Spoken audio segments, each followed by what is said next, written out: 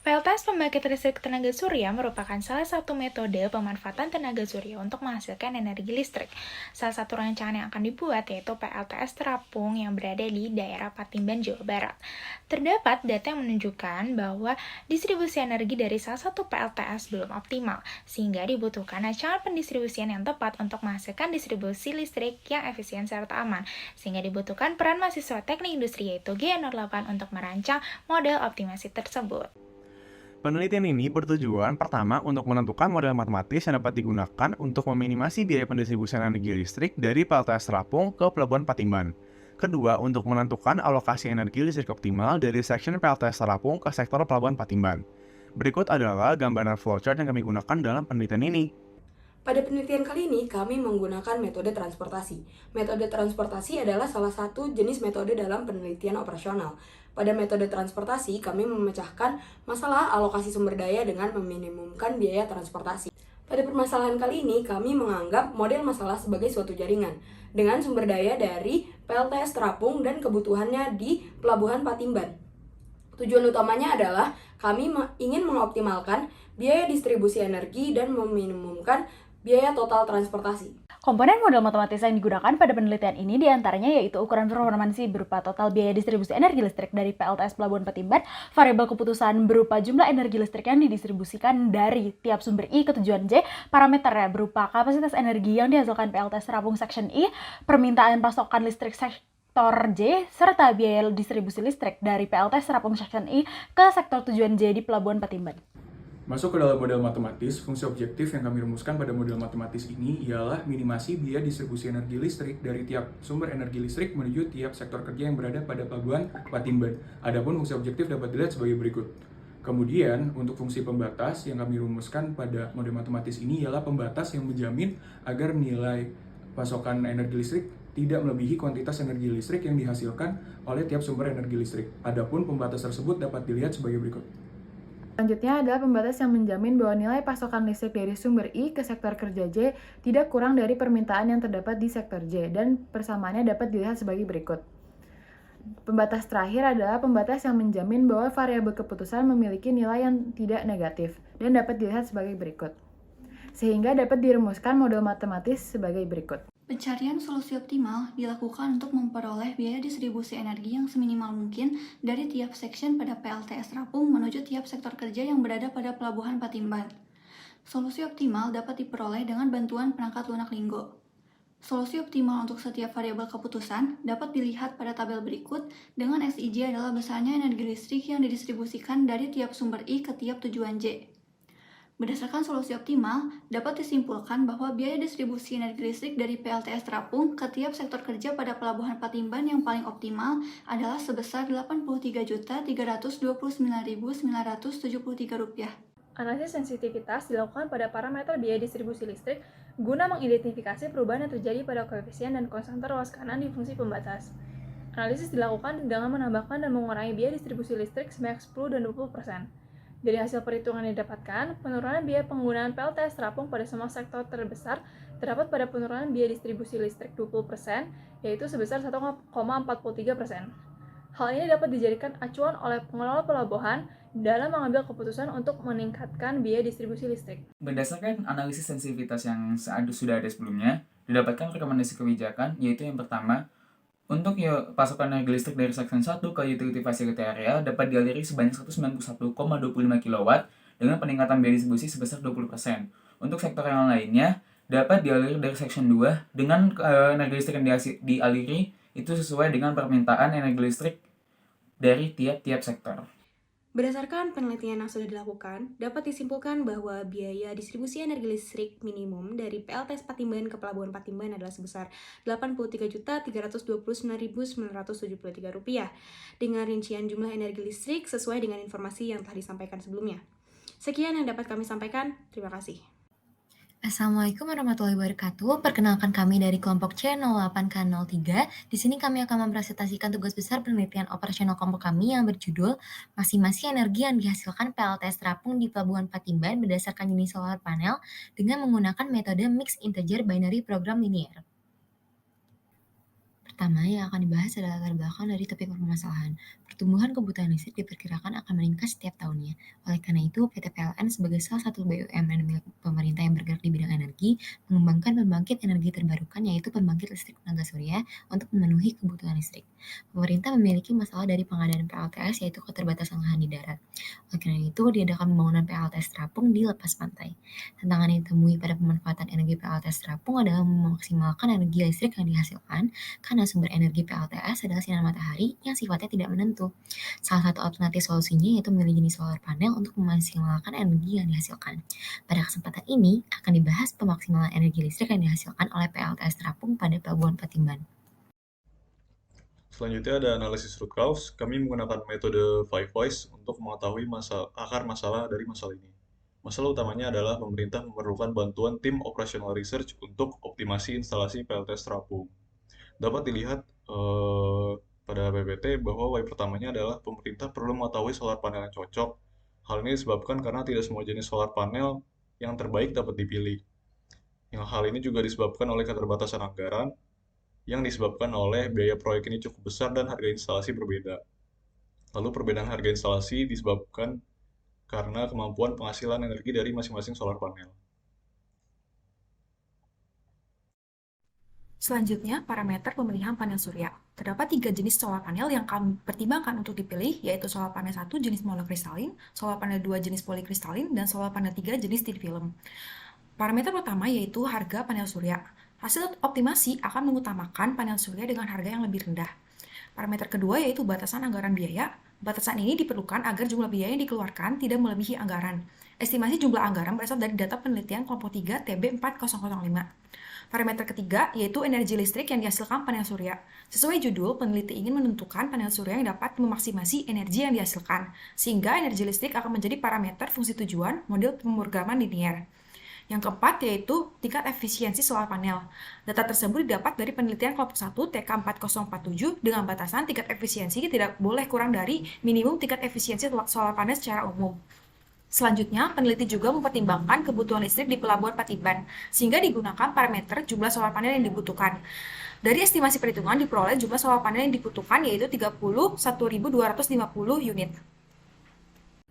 Solusi optimal model untuk kasus maksimasi energi yang dihasilkan oleh PLTS terapung di Pelabuhan Patimban dapat dilakukan setelah formulasi model matematis diverifikasi. Pada gambar sebelah kiri terdapat sintaks yang akan digunakan pada software Linggo untuk mendapatkan solusi optimal. Dihasilkan 2 jenis solar panel yang akan digunakan yaitu polikristalin silikon dan thin film solar cell. Solar panel jenis polikristalin silikon yang akan digunakan sebanyak 34.966 unit. Dan solar panel jenis thin film solar cell akan digunakan sebanyak 8 unit, sehingga jumlah energi listrik maksimal yang dapat dihasilkan sebesar 77.838,48 kWh. Bagian selanjutnya adalah bagian analisis sensitivitas. Analisis sensitivitas dapat memberikan masukan mengenai seberapa jauh sensitivitas fungsi objektif jika terjadi perubahan pada koefisien fungsi objektif dan konstanta pembatas poros kanan. Hasil dari analisis sensitivitas ini kami dapatkan dari penghitungan di software Linggo. Terdapat 2 output dari hasil analisis sensitivitas. Yang pertama, range perubahan nilai parameter untuk koefisien variabel keputusan, dan yang kedua, range perubahan nilai parameter untuk konstanta fungsi pembatas poros kanan. Untuk hasil lengkapnya dapat dilihat pada slide. Dengan parameter-parameter seperti harga total solar panel tidak boleh melebihi anggaran biaya, efisiensi solar panel tidak kurang dari batas minimum efisiensi solar panel, jumlah solar panel tidak boleh kurang dari jumlah yang dibutuhkan, dan hasil formulasi model matematis, solusi optimal, serta analisis sensitivitas, maka kami merekomendasikan kebijakan seperti berikut.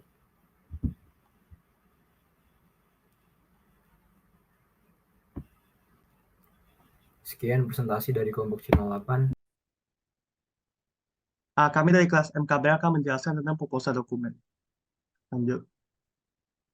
Ini merupakan WBS kami yang terdiri dari persiapan, pembangunan PLTS terapung, serta pekerjaan akhir.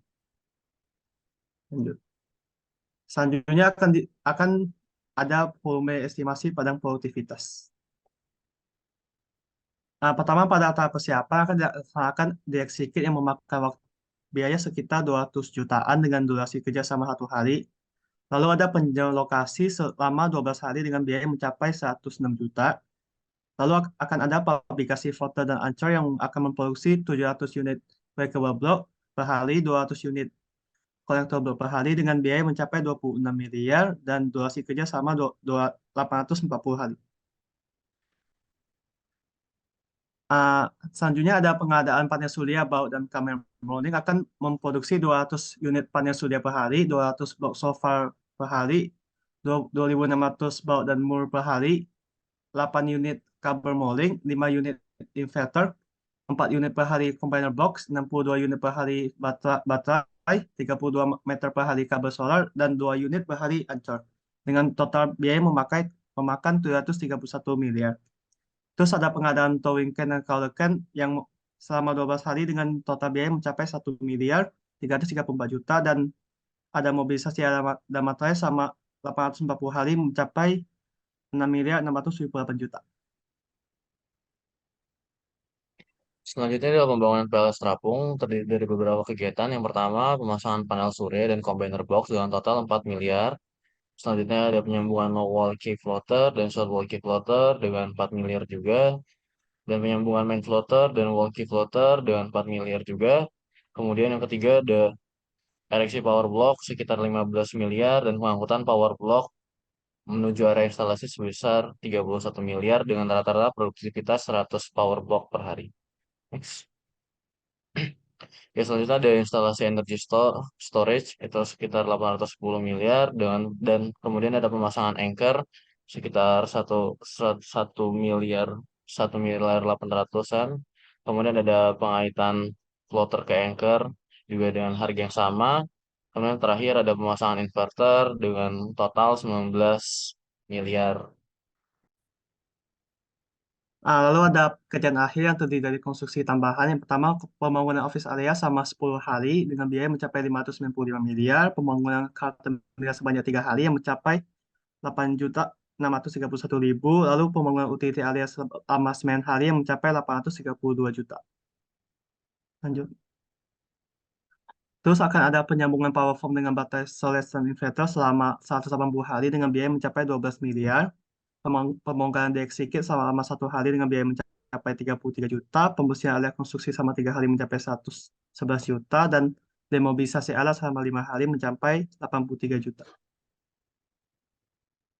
Selanjutnya adalah work dependency atau analisis ketergantungan. Berikut tabel analisis ketergantungan dari proyek kami yang dimulai dari direksi kit, kemudian dilanjut. Next slide. Next. Dan diakhiri oleh pembersihan area konstruksi.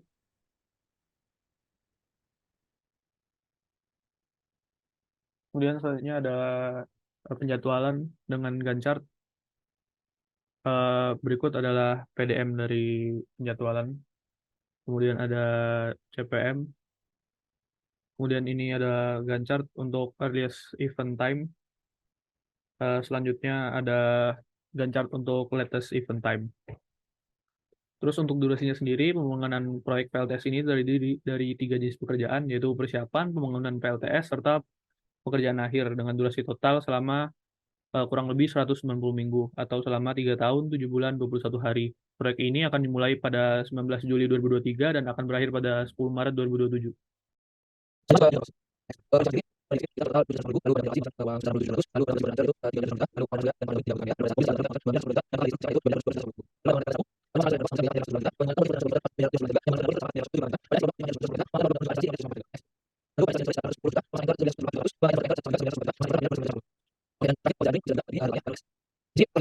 Mengenai unit labor cost dari persiapan mencapai 2 miliar 212 juta, pembangunan PLTS terapung 32 miliar 636 juta, konstruksi tambahan 4 miliar 237 juta, dan mencapai total 39 miliar 86 juta.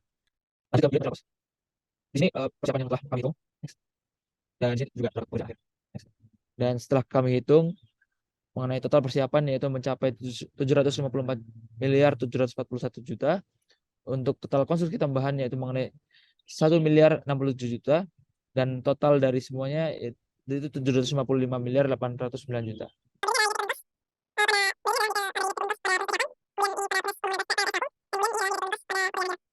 dari detail tersebut dapat kita lihat pada proses persiapan sebanyak 6 miliar 129 juta, pada proses pembangunan sebanyak 50 miliar 910 juta, dan pada konstruksi tambahan 8 miliar 941 juta dengan total 65 miliar 981 juta.